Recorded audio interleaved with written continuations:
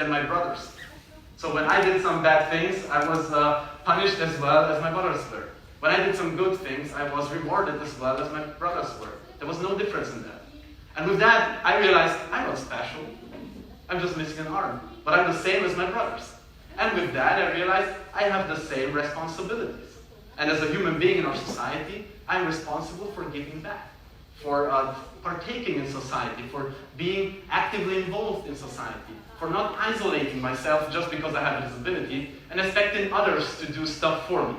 And this was very crucial. At the age of 6 years, right shortly after the accident, I came to my kindergarten where the kids, which are very, very honest, and this is very good, realized that I was missing an arm. And they told me, Andy, you're missing an arm, you cannot fight us anymore. I wanted to prove them different. And this was the first time in my life that someone told me, you cannot do something. And it was because I was missing an arm. And it wasn't my fault. And still, someone told me you cannot do anything. And what was the hard part was, you cannot do something that you were able to do before. So I was confronted at a young age with an impossible situation. Having someone wanting to fight me with 2 arms and 2 legs, and I don't want to encourage violence, this is not the takeoff you should take from this story. But I was faced with a challenge which you probably know from your personal life or your business life.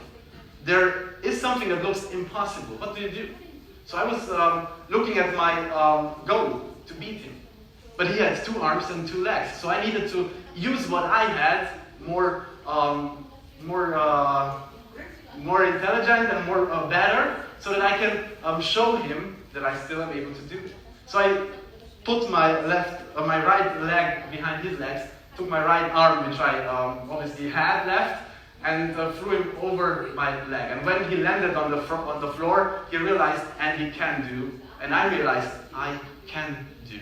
And this was so crucial for me because it paved the way for the rest to come. This is a picture from my second national championships, where I first won the national title in Austria on 100-meter breaststroke. I was 12 years at that time, and this was at a time when people in school started to make fun of me.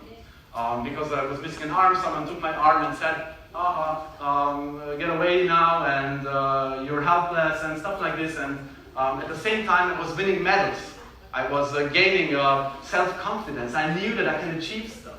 So I decided that I will not let those negative thoughts affect me, but focus on the things that I can do, swim fast. So I started swimming more, training more, and at the age of 16, I competed in my first Paralympic Games in Beijing in 2008. As you can see, I was very happy and very excited to be there.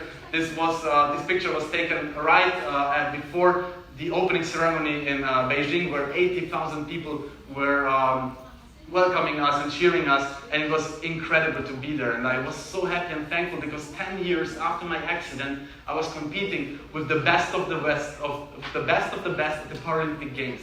I placed 6th at my first Paralympic Games, and I was so happy. But I saw the other Austrian people winning medals, and they were happier than I. And this is where the first time in my life I realized that I want to win a medal at the Paralympic Games. Something that seemed absolutely impossible, because I come from an immigrated family from Romania, so we had no things with sports, especially not with swimming. Austria is not the biggest swimming country, as you can imagine. So normally they should have stopped me, tell me, go study economics, found a company and make something out of your life. But forget it, you will never win a medal at the Paralympic Games. It's just impossible.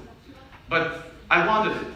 And the dream formed in my head. And it was very important that I start to do things to get closer to my dream. So I needed a new coach, I needed to pay the coach, I needed sponsors, I needed financing. I had to do all those stuff because nobody will do it for you. And this is in your lives as well. If you want to achieve something, you have to do it. Nobody will come and hand you the things over. Nobody will come and give me a Paralympic medal just because I look nice or smile a lot. No, you have to do stuff. So I started training and started working really hard, and I started winning medals and getting closer to my dream. And at the London Paralympics in 2012, I was so sure that the day has come to fulfill my dream and win the medal.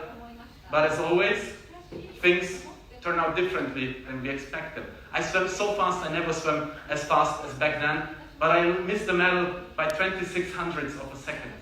This is nothing. nothing. Petra was there. She remembers the moment. I was so devastated. You can see it on the picture. The picture was taken right after my race.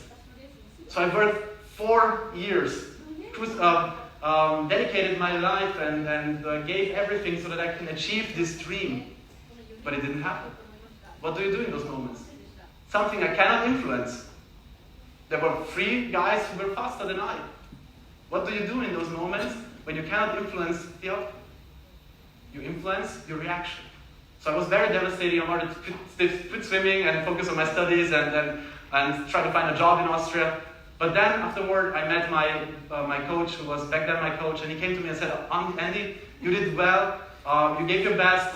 It wasn't your day to win the medal, but if you train hard, if we change this, if we get more professional in those and those areas, we will win gold at the Paralympic Games in Rio de Janeiro. This is the one thing that I needed to be focused again, and we later revised our goal to a medal at the Paralympic Games, which was more realistic than aiming for gold. But it was very important that I chose that I want to win this medal, because I will have to face all the difficulties coming my way. 1 year later, I became vice world champion. 1 year later, I became 4th at the European Championships. So not that good. But because I chose that I want to win the Paralympic medal, I was the one responsible. I was the one taking action. I was the one that had to do the steps. And this was crucial for me to later on be able to get there. And as you can imagine, because the story builds up to that moment, in Rio de Janeiro in 2016, my dream became true. I didn't swim that fast as I wanted, but I touched the wall. I looked at the other wall, at the other side where the results were, and I won a medal at the Paralympic Games. I placed 3rd in the 100 meter breaststrokes, and it was just 24 hundredths to the 4th place. So like reversed with the result in London at the Paralympic Games. But I was there, standing there on the podium, winning my Paralympic medal, one of those 241 bronze medals for Austria, and being able to fulfill my dream.